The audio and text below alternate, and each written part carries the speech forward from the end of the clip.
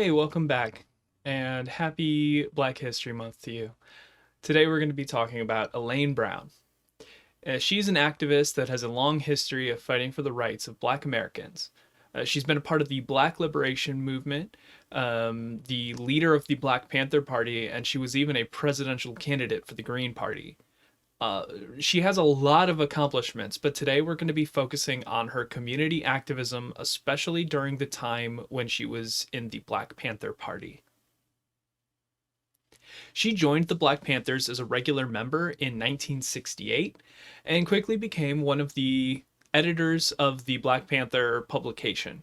In 1971, she was named Acting Minister of Information, and then in 1974, she became the first and only female leader of the party. In 1977, she successfully managed the election campaign of Lionel Wilson.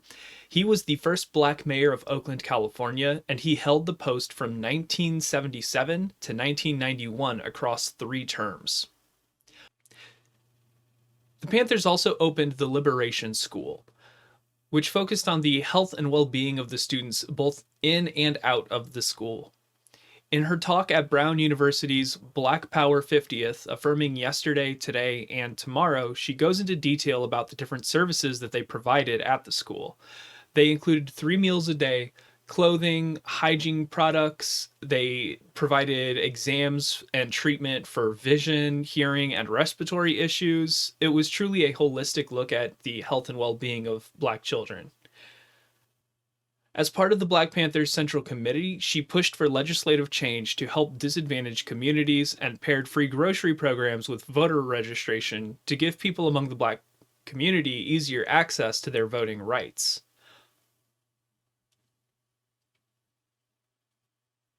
Although she left the party in 1977, Elaine's activism continued. In 1998, she co founded the grassroots Mothers Advocating Juvenile Justice, an advocacy group against children being prosecuted as adults in the state of Georgia. 5 years later, she co founded the National Alliance for Radical Prison Reform, and among the aims of that group are to provide reentry support for incarcerated individuals upon their release, as well as providing support for striking workers inside prisons. Elaine continues to give lectures and talks about the issues of racial treatment in America. She discusses how the government and economy have played a role in hardships that Black Americans face today. You can find many of her talks and interviews online, right here on YouTube. I was even lucky enough to see some reels of quotes from the 1970s when she was a part of the Panthers. I've linked a couple of those videos in the description below. Go ahead and give them a watch if you like. Now, Elaine is still here and continuing to do her work. We have a responsibility to follow her example and make changes in our communities so that our world can be fair and free for everyone. She has fought through sexism and discrimination throughout her political career. She left the Black Panthers due to the abuse of member Regina Davis and the lack of accountability for the man who broke her jaw. And though she ran as a president for a member of the Green Party, Bob Morris wrote that her run was immediately sabotaged by rumors that she was a government agent. And that's just ridiculous. This is a woman who led the Black Panther Party. The thought that she would even work with the FBI or anything like that, the people who were responsible for the deaths of many of her friends, is just ridiculous. According to Morris, it was clear that some in the GP hierarchy did not want an influx of people of color. In her statement of resignation, Elaine Brown stated that the unending, pointless, vicious infighting was a primary reason that she would leave the GP. Quite simply, it was impossible to get anything done. For an activist committed to revolutionary change, it's a damning criticism of one of the largest independent political groups in America.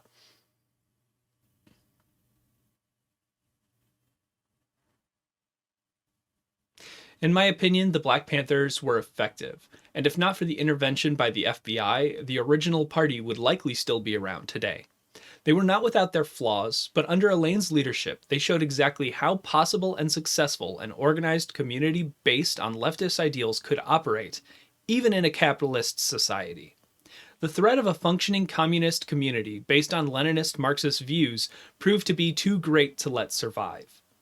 They would have been a shining example to counter that of failed communist countries, which conservatives and moderates point to in their arguments against progressive policies, despite the fact that those countries themselves largely suffered from intervention by the CIA. Elaine Brown wants free access to healthcare for all people, and she supports free access to food and education. It's a shame that the Green Party couldn't see the potential that they had. Now, here in the United States, it's incredibly unlikely for a independent candidate to be elected. In fact, after the founding of the Democratic and Republican national parties, I don't think it's ever happened. But I imagine in a world where it could, maybe we wouldn't be facing the troubles that the current pandemic have put us under. If instead of focusing on the idea of authoritarian justice systems like how the police generally operate, and instead took a more holistic approach to our communities, like they accomplished with the Liberation School, maybe we could have curtailed the spread, and perhaps we could be healthier and happier.